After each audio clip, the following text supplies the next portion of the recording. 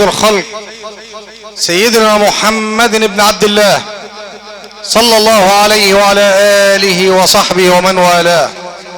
أما بعد،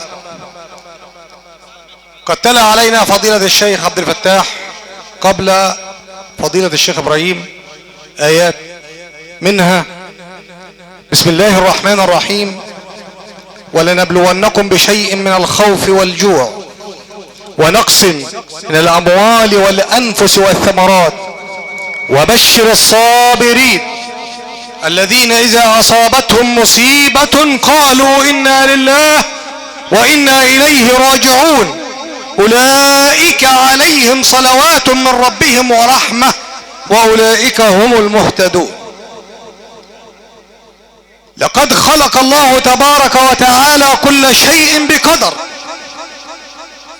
منذ أن خلق النطفة وكل بها، هل هي مخلقة أو غير مخلقة، شقية أو سعيدة، عمرها رزقها بأي أرض تموت، فكل شيء مكتوب في الأزل. الله تبارك وتعالى خلق حينما قال ليعطي الجزاء لمن صبر واحتسب امتثالا لأمر الله تبارك وتعالى. قال الله تبارك وتعالى: ولنبلونكم. الابتلاء هو الاختبار، ولو كان نقمة لما ابتلى الله عز وجل به الأنبياء، ولكن أشد الناس ابتلاء هم الأنبياء، ثم الأمثل فالأمثل. كلما اشتد إيمانك كلما زاد ابتلاؤك. منح من الله تبارك وتعالى. ولنبلونكم أي لنمتحننكم أو لنختبرنكم بشيء من الخوف اللي هو توقع المكروه في الزمن المستقبل، والجوع، ونقص من الأموال، قلة في المال، والأنفس، قلة في الأفراد. يفقد الإنسان أخاه، ابنه، أباه، أحد أقاربه. ونقص من الأموال والأنفس والثمرات. إذا أصاب الإنسان أحد هذه المصائب وامتثل، هناك بشرى. وبشر الصابرين. والبشرى هي الإخبار بما يسر النفس. وبشر الصابرين. من هم الصابرين؟ من ممكن أكون صابر اضطراري لأن لا حول لي ولا قوة. إذا أحب الله عبدا ابتلاه، فإن صبر اجتباه، فإن رضي اصطفاه، أنزله منزلة الأنبياء. إن الله اصطفى آدم ونوحا وآل إبراهيم وآل عمران على العالمين. فصفوة خلق الله إذا امتثلت واحتسبت الأمر عند الله وصبرت ورضيت، نلت ذلك الجزاء عند الله تبارك وتعالى. وبشر الصابرين الذين إذا أصابتهم مصيبة ألم بهم حادث مما ذكرنا قالوا إنا لله، أي نحن جميعا ملك لله، يتصرف فينا كيف يشاء، وإنا إليه راجعون، مرجعنا إلى الله. ما جزاؤهم؟ أولئك عليهم صلوات من ربهم ورحمة وأولئك هم المهتدون. الإنسان يمر بابتلاءات كثيرة، منها ما يؤجر به أثناء حال دنياه، ومنها ما يدخره الله تبارك وتعالى له في الآخرة. إذا ماتت أم ابن آدم، والدتك اتوفت، ينادي مناد: ماتت التي كنا نكرمك من أجلها، فاعمل عملا نكرمك من أجله. الصلة اللي كانت بتتوصل بها الرحمات من الله والإكرامات انقطعت. طب إذا مات ولد ابن آدم، أعز ما يملك، كل واحد منا مش عايز حد يبقى أحسن منه اللي ابنه. إذا مات ولد ابن آدم. يقول الله عز وجل للملائكة وهو أعلم بما دار وبما سيدور: قبضتم ولد عبدي؟ تقول الملائكة: نعم. قبضتم ثمرة فؤاده؟ تقول الملائكة: نعم يا ربنا، وهو أعلم. فيقول الحق تبارك وتعالى: ماذا قال عبدي؟ عبدي ساعة نزول المصيبة قال ايه؟ هل لطم خده؟ شق ثيابه؟ تكلم بالهجر من الكلام بما لا يليق مع جلال الله عز وجل؟ فتقول الملائكة: حمدك واسترجع. قال: الحمد لله وإنا لله وإنا إليه راجعون. شوف الجزاء بقى.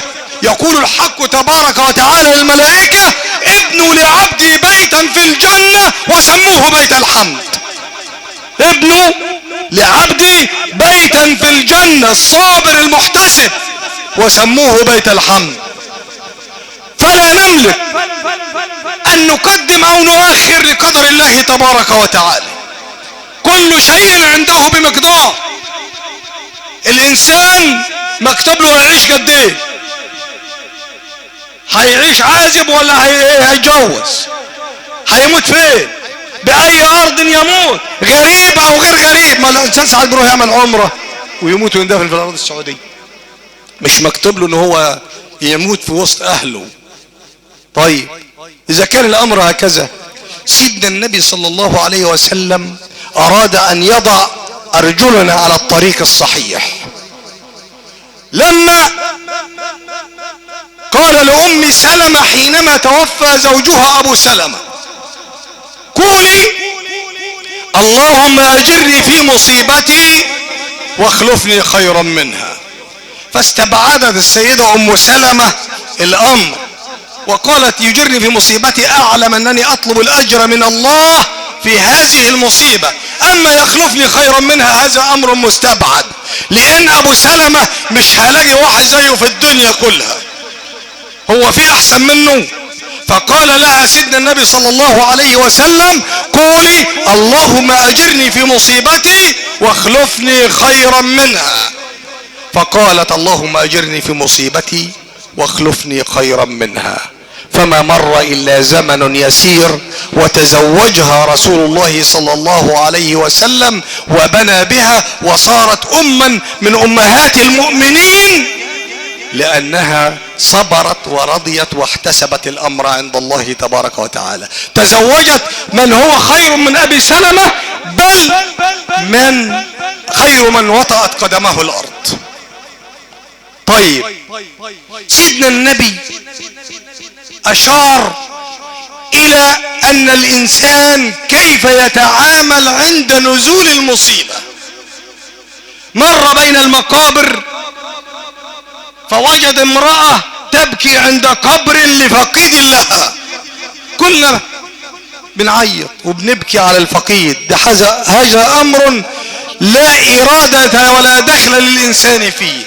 سيدنا النبي صلى الله عليه وسلم قال عند موت ولده إبراهيم: والله إن العين لتدمع وإن القلب ليحزن ولا نقول إلا ما يرضي ربنا وإنا لفراقك يا إبراهيم لمحزونون وإنا لله وإنا إليه راجعون.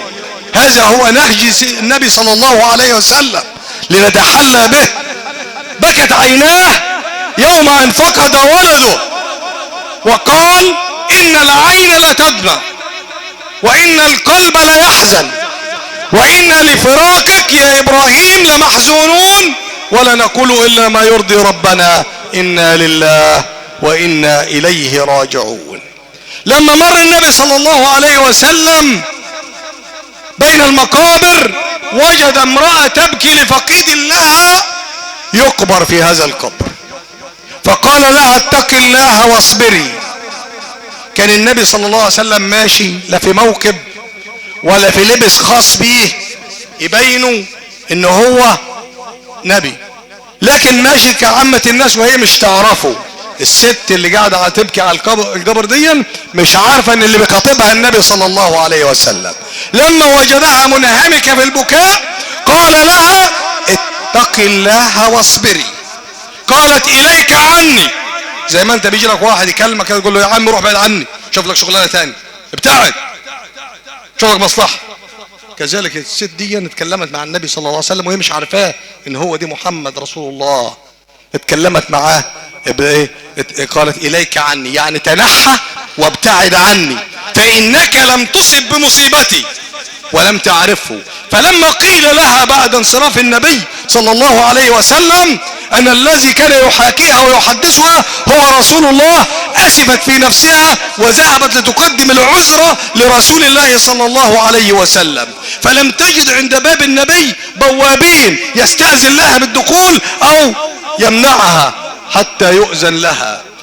دخلت مباشرة على النبي صلى الله عليه وسلم وقالت يا رسول الله والله لم أعرفك. قلت ما قلته ولم أعرفك. فقال لها إنما الصبر عند الصدمة الأولى. فكلنا نتلقى المصائب وكلنا يلم بنا، وإذا أحب الله عبدا ابتلاه. ابتلاء دليل على حب الله لك. فإذا كنت مبتلى اعلم أنك قريب من الله. أشد الناس ابتلاء الأنبياء ثم الأمثل فالأمثل. فإذا مات ولد ابن آدم ينادي منادي، ربنا بيكلم الملائكة قبضتم ولد عبدي؟ الملائكة بتقول نعم. قبضتم ثمرة فؤاده؟ تقول الملائكة نعم. عبدي قال ايه؟ ماذا قال عبدي؟ فتقول الملائكة حمدك واسترجع. شو المكافأة بقى؟ ابنوا لعبدي بيتا في الجنة وسموه بيت الحمد. فإذا فقد الإنسان منا أحد أبنائه في حياته وصبر واحتسب كان جزاؤه بيتا في الجنة منحة من الله تبارك وتعالى. ندعو الله تبارك وتعالى أن ينزل من عنده الصبر والسلوان، وأن يربط على قلب فقيدنا، على قلب والديه، وأن يدخله الجنة ويكون سببا لإدخال والديه الجنة. اللهم أكرم نزله. اللهم إنه نزل بك وأنت خير منزول به. اللهم إن كان محسنا فزد في إحسانه، وإن كان مسيئا فتجاوز عن سيئاته. اللهم اغسله بالماء والثلج والبرد. اللهم نقه من خطاياه كما ينقى الثوب الأبيض من الدنس. اللهم جازه بالحسنات إحسانا وبالسيئات عفوا وغفرانا. اكرم نزله، وسع له في قبره، اجعل قبره روضة من رياض الجنة ولا تجعله حفرة من حفر النيران. أقول قولي هذا وأستغفر الله العظيم لي ولكم، وشكر الله سعيكم جميعا، والسلام عليكم ورحمة الله.